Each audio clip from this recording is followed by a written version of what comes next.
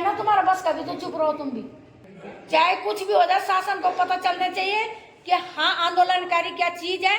खाली कुर्सी में बैठ के होता हुआ जो हमारे पेट में यहाँ छुरी लगा के अपना खुद लाभ ले रहे हैं। 5-5 लाख रुपए अपनी तनख्वाह बढ़ा रहे हैं। इतना तो होना चाहिए। तेरे सामने 2 बार सर्किट हाउस में क्या बोला मुख्यमंत्री ने। साथियों नमस्कार, मैं भी हूँ पौड़ी जिला कलेक्ट्रेट में और जिला कलेक्ट्रेट में डीएम ऑफिस में हूँ। मेरे साथ एक ताई जी आप जो देख रहे होंगी, इन ताई जी का एक प्रकरण जो है वो प्रकरण बहुत पेचीदा प्रकरण है। और सबसे बड़ी बात है कि सरकार अपने हितों के लिए किसी की नहीं सोचती। अपने हितों की बात जब सरकार की आती है वहाँ पे इनके कानून अलग बन जाते हैं और आम आदमी के लिए इनके कानून अलग बन जाते हैं। प्रकरण क्या है मैं पूरा आपको थोड़ा समझाता हूँ, उसके बाद मैं ताई जी से बात करूँगा।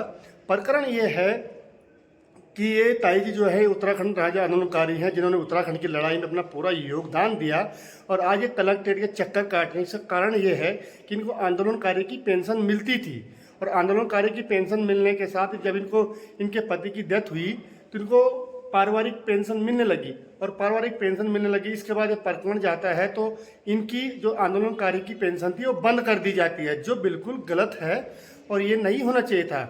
आंटी जी क्या नाम है आपका? शकुंतला नाम सक्का गुड़े अच्छा सिन्नागर बेटी। क्या पूर्व प्रकरण कब हुआ ये मामला? ये मेरे को पहले से पेंशन 3100 रुपये मिलती थी, जो कि शुरू में 6 महीने की पेंशन मेरे को 18,600 मिली थी और उसमें से कुछ कर्मचारी भी थे, उनको भी 18,000 6 महीने की पेंशन मिली थी, जो कि उसमें कर्मचारियों के लिए वो जियो बना था और वापसी के लिए उनके लिए पैसे के लिए वो हुआ था कि इन पैसों को वापस करो। उन्होंने पैसे वापस नहीं करे। वो जियो आज तक वो जियो ही चल रहा है और 2018 में मेरा आदमी ख़त्म है।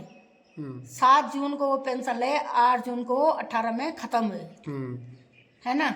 और मैं अपने डॉक्यूमेंट बनाने के लिए सिर्फ उस समय मेरे को 2 महीने की पेंशन मिल रही है, 6,262 रुपये लास्ट पेंशन। मेरा बायोडाटा भी बैंक से भी निकाल रखा है और उसमें मैं अपने आदमी की पेंशन कागज़ बनाने के लिए, उत्तरजीवी बनाने के लिए नगर निगम वहाँ गई तहसील में और एक व्यक्ति ने, आंदोलनकारी ने बोला कि अब तुम्हारी पेंशन, पति की पेंशन, आंदोलनकारी की पेंशन बंद हो जाएगी, तुमको पति की पेंशन मिलेगी, ठीक है। और वहाँ से एक आंदोलनकारी ने फ़ोन किया और अजीत ने मेरे यहाँ से मेल से नाम हटा रखा है।